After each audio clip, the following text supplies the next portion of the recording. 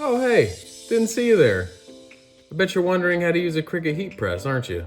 Come on, I'll show you.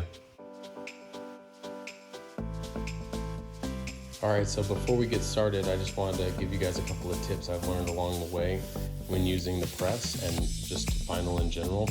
So first, when you're trying to get the middle of your vinyl, what you can do is you take the piece that you're going to be using, you fold it in half and line up the edges, if you can see right there, give a small little crease, and what it does is it actually creates the middle of the vinyl for you for when you go to line it up. And then the second thing that I like to do is measure the actual piece where I'm going to be putting the vinyl. So what I did was I used this Hera marking tool, and I found the middle of the ruler between this blue gap, and I marked the middle so that way I know where to line up this line with that line down there.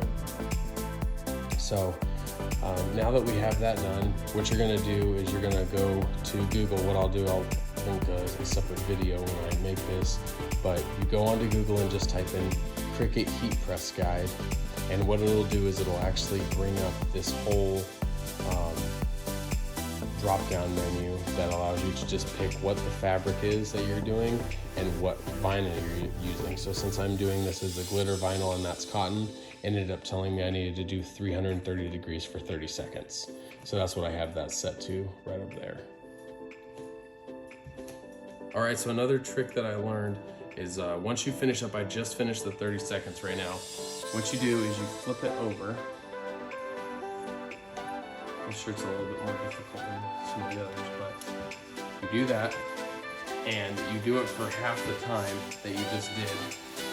So since I did 30 seconds, I'll go ahead and do another 15 seconds on the opposite side. And what that does is it allows the glue to kind of reheat, and it helps stick better. And so I've done this on all my vinyls, and I've had really good luck.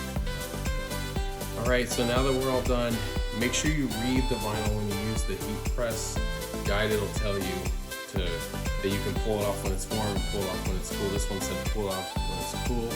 So I went ahead and waited until now. You just go through, as you're going, you peel it off.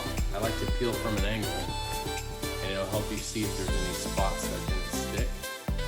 That way you can reheat it before you take this off completely. So thankfully it looks like everything stuck really well. And there you go, that's it. And here you go, finished product. The back of the bowling shirt. See that fun sparkle from the glitter. So go get your vinyl and try it out. Thanks for tuning in.